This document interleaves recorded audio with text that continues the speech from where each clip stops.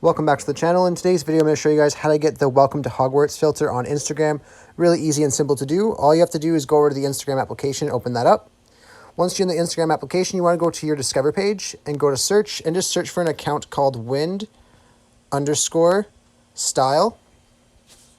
So it's just spelled like that. Once you see the account, you want to click on the account, and then click on the filters tab. And then you'll see the Welcome to Hogwarts filter right here. You can go ahead and click on that. And then from here, you'll be able to save it at the bottom or then try it and use it right here. So once you save it, you'll be able to use it. And I hope I was able to help you guys out with showing you how to get this. If this was helpful, be sure to leave a like on the video and subscribe for more. Thanks for watching.